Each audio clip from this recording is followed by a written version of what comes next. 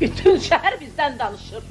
Biz Bakı, biz Bakı. Söndü qağa, söndü senin növrağın. Gözdəydi ta qağa, başın qurban gözdəydi. O işi səni televizorda göstərəndə demədim mi başa üzəri köz?